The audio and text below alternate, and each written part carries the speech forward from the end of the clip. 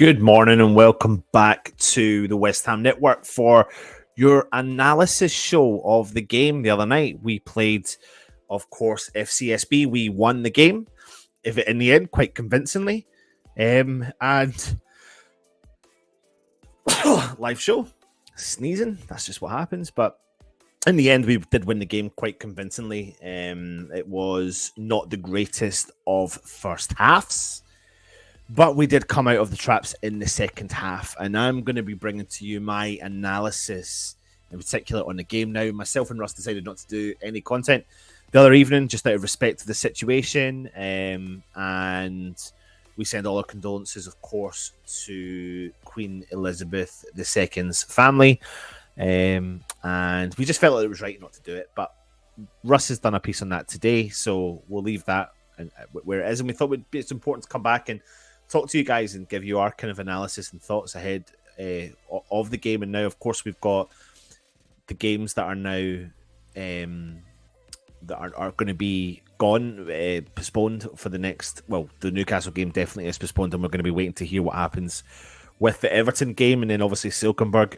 in the Europa next Thursday. So we'll see what happens with that. But I thought it was going to be important for me to come on and have a chinwag with you and let you know my thoughts. We didn't do the match day live, we didn't do the review, and I know Russ did a video today giving you all of his insights into his games and the ratings, etc. But there's a couple of things I wanted to pick up on because I noticed in the game that I felt like it would be good to bring up and for us to have a chinwag about and see what your thoughts are. A couple of concerns that I think we need to work on, and a couple of positives from the game.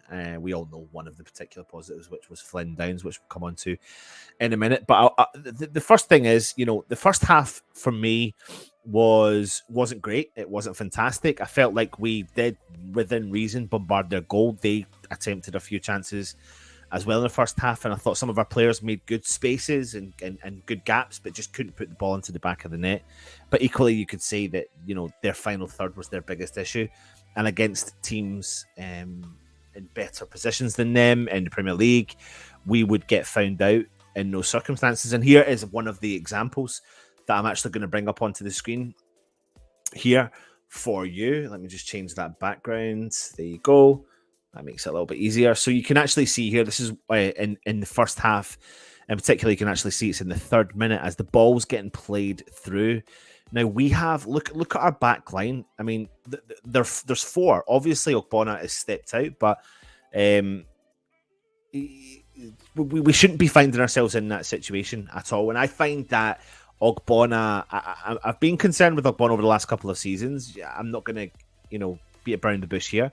He has been one of our better central defenders prior to his injury, but it's not. Sorry, so I take that back. Not for the last couple of seasons. I used to be really concerned with him in the past, but I think with his injury, he's going to take a bit more time to come back into it. But I've always been concerned about his pace, and I think he can get caught out in circumstances. And as you can see from this image here, he has stepped out. He's a stepped out defender.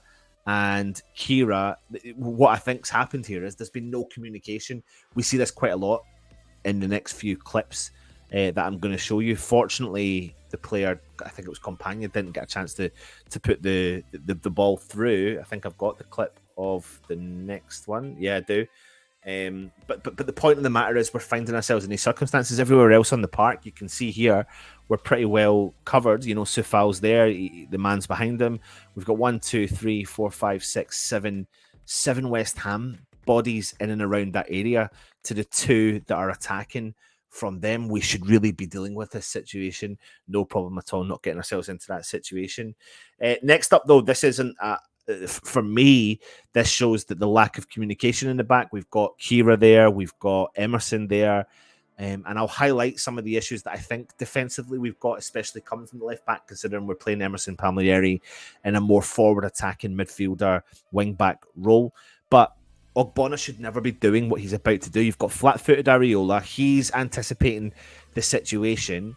Ogbonna, this is the ball that gets played in low, and Ogbonna, it's as if he's expecting the goalkeeper to come out from his angle there, but the ball's heading towards Ogbonna, and you can already see he's putting his hands up here to say to everyone in the team, no, it's fine, calm down, or come and get it, come and collect it, but he's not speaking And I think that's just a mixture of, coming back from the injury, taking his time to get back into the side again. But, that's not the Ogbonna we know. It's a command, and if in doubt, you get rid of it. And we should be doing that. But then the second thing that concerns me is the fact that Emerson lets it go past him. So I'll bring back the previous image. I mean, that ball should never be travelling past Ogbonna and Emerson to the back post. But they let that get to the back post. Now, we are fortunate in this circumstances that this doesn't lead to a goal. But that is what we shouldn't be doing. I mean, you're literally talking about there's 3 Fcsb players in the box with 1, 2, 3, 4, 5, classify that 6 West Ham players in and around the box area. So the lack of communication in defence concerns me. I think it's something we definitely need to work on. This, again, is another issue that I've got a concern with here. Now, you can't really fault anyone here blocking the shot, etc. Ogbonna's covering his man. My concern, though, is Emerson. I mean, we knew what we were getting with Emerson. He is not a defensively minded defender. He's absolutely not a defensively minded defender. So he's there. You think, right, it's okay, but he doesn't really know where his man is, and he misjudges the flight of the ball, because for the next one, you can see here, the Fcsb player comes in to get it and misses the chance. I think Areola saves this one. So really disappointing defensively on this one. I think this is the goal, though, and this is again another sign of exactly what's wrong with our back line just now, especially the backup back line. You've got Emerson there in the background. He's not aware of the player in behind him at all. Ogbonna is following the runner. That's fine. Kira's obviously stepped out at the moment, so he's trying to track back. Safal's there. I mean, in theory, with the amount of bodies that are there, the ball shouldn't be allowed to get let loose to travel in. But at this point, you would think, okay, we're pretty secure because you've got Ogbonna and Emerson to cover that. But the ball gets through that area and finds that gap. And Emerson's urgency, this is the issue. And I want people to take their... what I'm saying here is I'm not highlighting one particular player and slagging him off. I really like Emerson Palmieri, but we know what we were getting with him, which is not a defensive-minded wingback. But all I would be wanting from him is the urgency to get back, because if he is 1 or 2 steps further forward, we're nullifying that threat and nullifying that goal from going in. So that's something I definitely think we need to work on. Ogbonna's going to take a bit of time coming back into the team, settling back into the team. Emerson Palmieri is not the naturally born gifted defender. But he is a good attacking threat, as we saw in the second half as well. Now, just a little analogy on Scamacca. I heard some people saying they didn't rate his performances in the game. I personally saw some signs that I particularly liked, and it's gone back to every game that he's played so far with West Ham, finding the space in between the defenders. And you can see here, look at that. He's right in the middle. He's front-footed. He's on his toes. And he's ready to pounce. Now, unfortunately for him, he heads this ball wide. He hasn't been physically well, so he's probably drained from the illness that he had, and he's just back. And Moyes gave him 45 minutes, and that's fine. He's got a bit of game time. So, but some of the movement that he made in this game has given me confidence that he is going to be a very, very good footballer. But it's not just him that's making the movement that excites me. Look at the geezer there, Max Cornet. Forward-thinking striker, left winger, right midfielder, whatever you want to look at. He is always thinking. He's always on the move. His toes are forward as well. And that really does offer us such a good threat moving forward. So positive signs there. This is another one from Scamacca. As you can see, again, if you look here, he makes a fantastic run, facing forward, anticipating the pass from Flynn Downes. The ball does get put into his path, and unfortunately, he doesn't hit the target. It doesn't concern me as of yet, because he's going to get a run of game time. So that is something that I like, is, look at his forward thinking there. His back's not to goal. He's making the runs. I can see that coming off a lot this season when he gets a run of game time for us as well. And then look at that out there, Max Cornet. He looks like he's about to be rapid in traveling down that side. This here is the incident where the penalty happened, the penalty incident. So what you've got here. Up at this point, we'd make 3 substitutions, but you've got Max Cornet again. This is the importance of Max Cornet finding those gaps in behind the defenders. It really does offer us such a really unique and different threat that we're not used to seeing as well. And he's constantly progressing forward. And look at that. And doesn't matter the situation is, he's finding himself in those positions and putting the defence and the goalkeeper under pressure, which of course leads to a West Ham penalty and therefore a West Ham goal from Jared Bowen as well. Here's another example. Defensively, just a bit, mixed up. I'm concerned at the fact that if you look here, you've got the three Fcsb defenders, 1, 2, 3 in the box, 1 in the penalty spot. You can't fault really necessarily Emerson. I mean, if anything, I would have to say Emerson should be a couple of steps back from that role. Kira looks like within reason he's covered. It's just Ogbonna. I know he's going out to the man, but you'd want him to be tighter to the man because, again, if you're playing against the best teams in the world, the Haalands of the world, they're going to put from that position the ball into the back of the net. So that's something we need to make sure we're doing, is getting tighter in our defence as well. Now, this is a big shout out to Flynn Downes, who I thought had a fantastic game. I thought he was absolutely unreal. And I'm just going to show you an abundance of pictures that's taken to show you how much, a mixture of sideways, backways, and forwards of his progressive passing he can be. Look, he's getting in the mix here, coming in, clearing up, heading the ball in the right direction. He plays the ball back, but if you look around him, he's surrounded by 3 players. He's going to have to play a lot of interesting football, try and get himself out of that situation. People underestimate teams that play the ball back. It really drives me a bit insane, but some of the best teams in the world patiently play the ball back before they find a gap and an opening and progressively play football. So fair play to Flynn Downes for breaking up the play. And he gets the ball. He's surrounded by 3 players. He plays the ball back and calms the football down. But look, straight away, bang, he's into a bit of space. And look at the space he's got there further forward. Declan Rice is shouting at, commanding orders to him, telling him where to go. And it's just really nice to see the unity between the 2 players. Absolutely it is. Again, look at him getting stuck in. He wins this ball. This is a mixture of kind of the first half and the second half of highlights of what Flynn Downes is capable of doing. But the point of the matter is he likes to get stuck in. He's not fearful of being stuck in at all. Now, this is him collecting the ball, playing a progressive sideways pass, albeit, but look at the space. Why would he keep it? Why would he do anything else? Look, Declan Rice is going to push forward. Look at all that space he's got there. Again, look at Flynn Downes playing a progressive pass out to Sefao. He collects the ball from the middle of the park. Bang, he finds Sefao, no problem at all. Look at him pushing forward. In his defensive, pushing forward here, I should say. Not scared to get further forward. Really calm and collected on the ball. He collects it from that pass. Look at him again, driving forward as the team. He's got 2 midfielders there. He plays a ball nicely through to Lanzini in that area there. No problem at all. Look at him now. Look where he is in the park. He's out on the right-hand side. He's doing his work rate for the team. And he's holding up the play.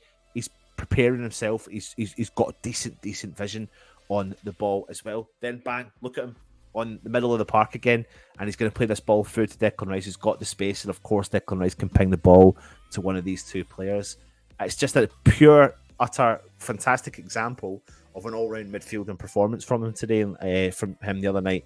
Look at him then tracking back, supporting Sefao, who's obviously gone a bit further forward. He's got the energy, he's got the athleticism to get himself back and support the team in all positions. But then bang, look at him in the middle of the park again, wins the ball and lays it off forward for the West Ham to go on the attack. Again, look at him here.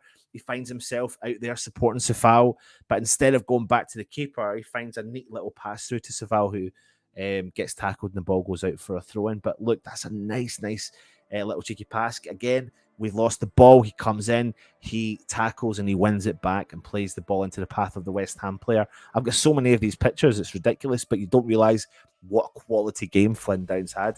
Middle of the park, progressive pass, all the way through to Cornet. It was a really good pass as well. So nobody can sit here and question Mr. Backwards passing.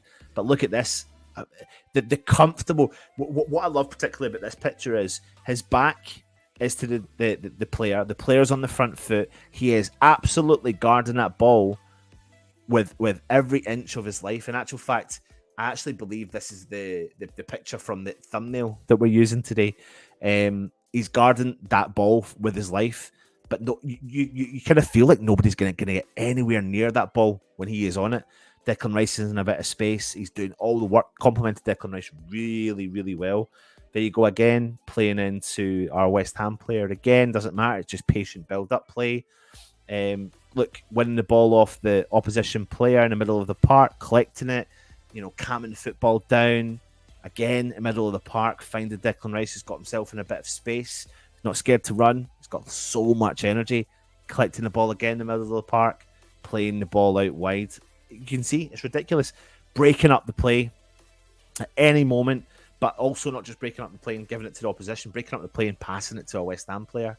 There he is there, covering his marker. He actually goes on and wins that tackle. There he goes again, breaking up a progressive move from the opposition. And look at this. This is something I absolutely do love because West Ham are committing bodies forward. Look at the energy and drive that Flynn Downes has got to come back. He actually overtakes and overlaps some of our defenders to come back and clear this ball up and pass it back to Areola. It's great. Middle of the park play, comfortable, confident, plays in Pablo Fornals. Again, look at him. He comes in. He's got two men around him. He plays in Sefao. I'm just showing you a ridiculous amount of things there from Flynn Downes, and you've got to give him a huge amount of credit for that game. And in particular, I've got actually his game stats, which I'll bring up for you just now.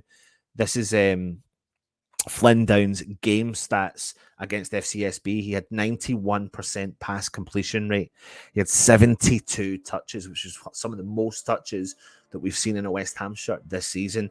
He was successful in 1 out of 3 long balls. He had made 3 tackles. He had 1 interception. He was a 100% aerial duels won, and he won 5 out of his 7 ground duels won. And then you look at his heat map of what he was doing, what ground he was covering. He was ridiculously everywhere on that park borderline.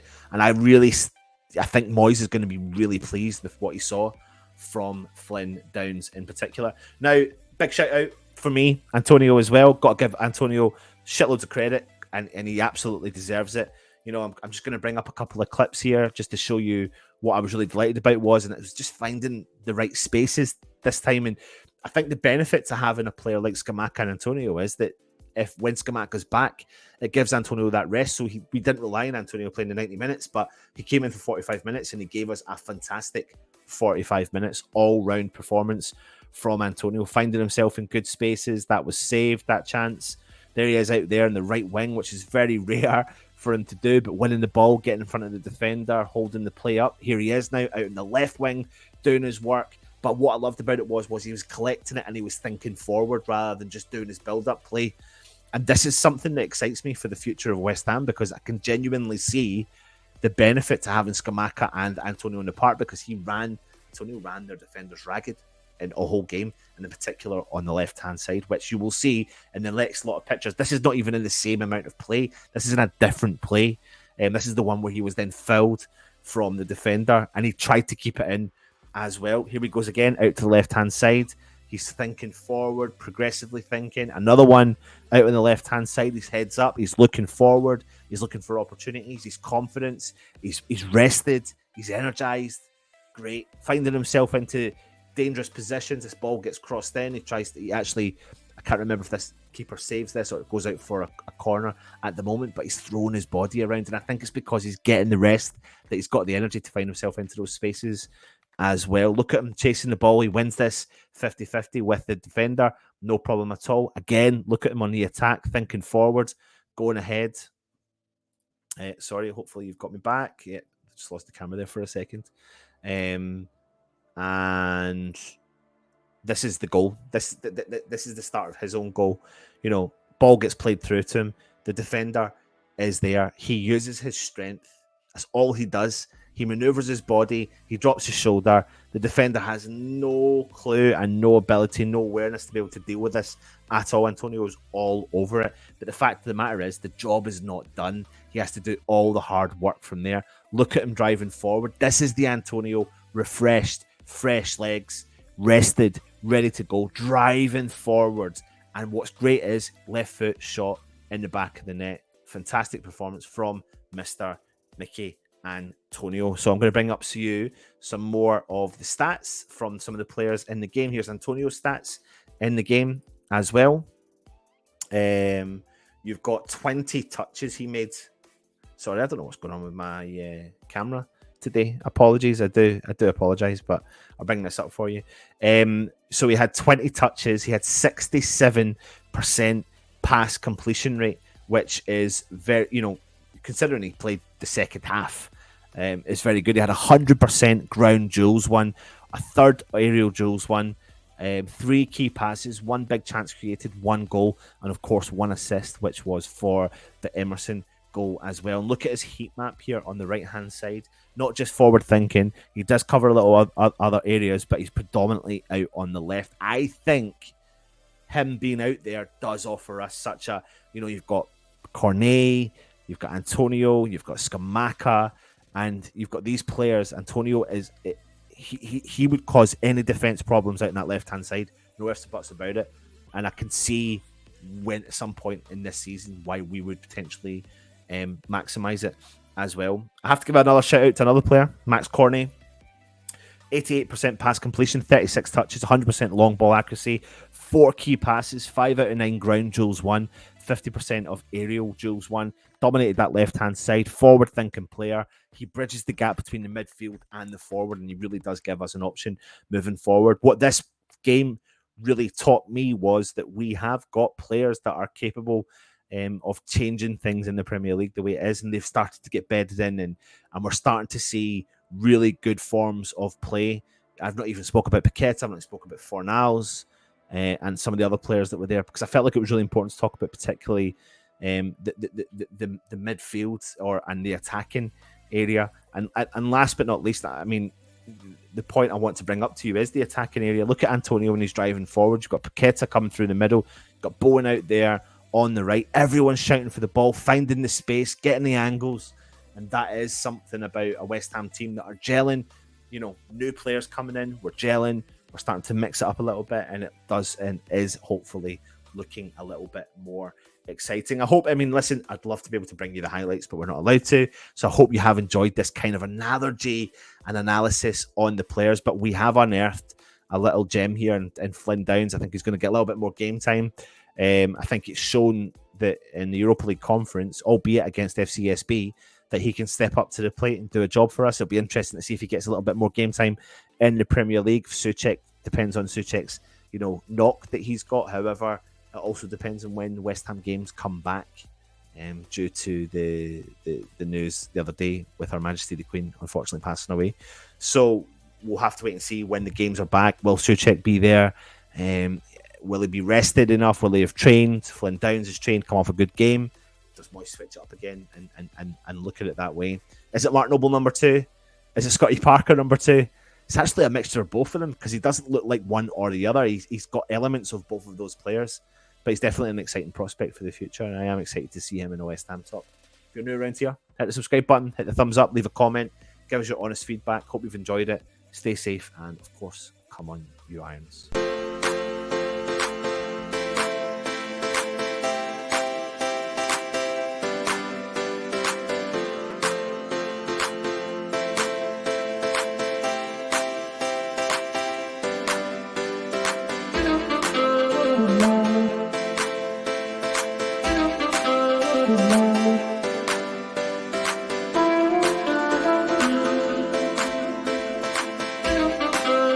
Thank you.